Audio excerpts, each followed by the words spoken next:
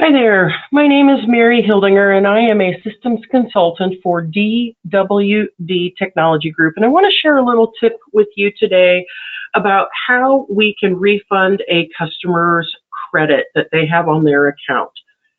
We may have times when a customer has either overpaid an invoice or we've issued a credit to our customer for a fully paid invoice.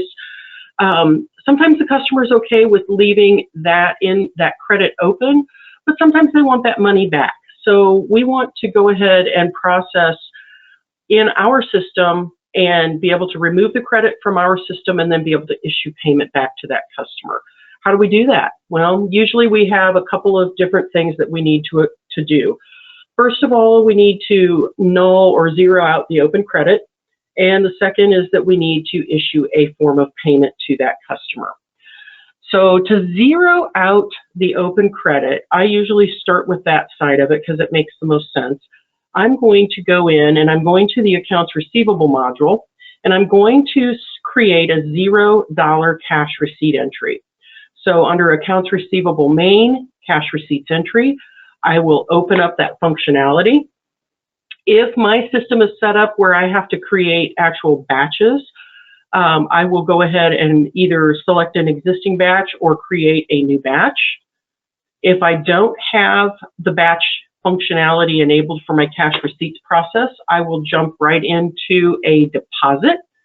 And I usually like to make this one a unique deposit in and of itself. So I'm going to go ahead and generate a new deposit number. I may comment on what this is for. It doesn't really matter if you do or don't. But the key thing is we need to leave the dollar amount set to zero because we're going to take a credit, we're going to offset it through a GL account, and then we're going to use that same GL account when we cut the check for the customer in order to reimburse them for their overpayment or their credit. I'll go ahead and accept. And I get the cash receipt entry screen that pops up. I have a customer 01 ABF for whom I am going to issue a refund.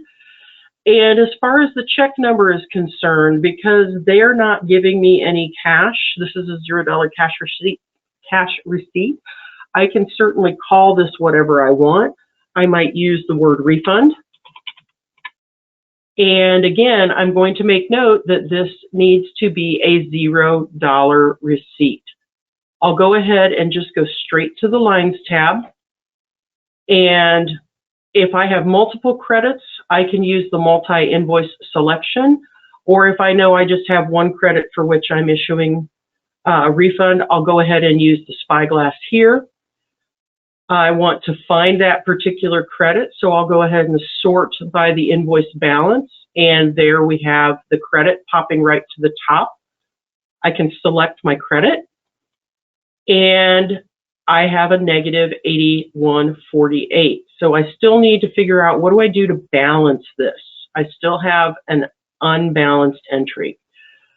What I can do is go to the second line, and rather than picking another invoice against which this credit may be applied, I'm going to apply this credit to a GL account.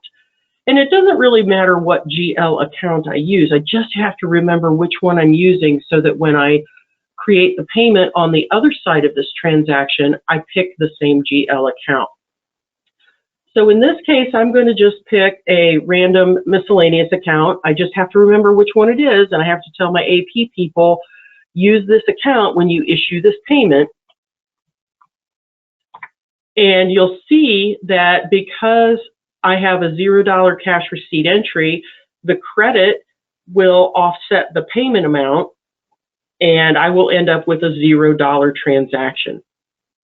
Since I'm at a $0 transaction, I'm happy with this. I can go ahead and accept this. And then I want to post this out by running my cash receipts register. I'll have that dollar amount then fall into the GL account that I need. And on the flip side now, I get the opportunity, or whoever is issuing the payables checks has the opportunity to create a payment for this particular customer. In order to do that, I have some choices. I may create a vendor representative of that customer, and then I can create an invoice, and then I can select that vendor's invoice for payment. Or if I don't really want to create that customer as a vendor, I can use the quick check functionality in the manual check and payment entry section. I'm going to go that route, and so we're going to go to accounts payable, main, manual check and payment entry. And when I go into that, of course, if I have batches, I would select a batch. If I don't have batches, that's quite all right. However you all are processing, that's perfectly fine. Make sure I have the right bank code from which I am writing the check. And if the permissions are set correctly for the user creating the manual check, we would have an option to create a quick print check. That's what the little printer icon here is next to the check number field. I will click on that, and we will see a weird check number, PRNT. Well, that's indicative that this check needs to physically be printed before we have the opportunity to post it. Excuse me. So again, I'll make sure that I have the right check date. I want to have the correct check amount, and the amount of the credit was $81.48. Now, I don't have this customer set up as a vendor. What do I do? Well, Sage has a mystical vendor ID called NOF, not on file. And if I'm using divisions in my vendors, I would have to prefix that with whatever respective division number that is available. But in my case, I'm going to go ahead and just use the 00 division. Doesn't matter which division you use. And we will see that Sage indicates not on file. That's okay, because when I print this check, I get to change the name to whomever I need the check to be made out to. And if I want for the comment, I can just indicate that this is a refund for credit memo, whatever that credit memo number was.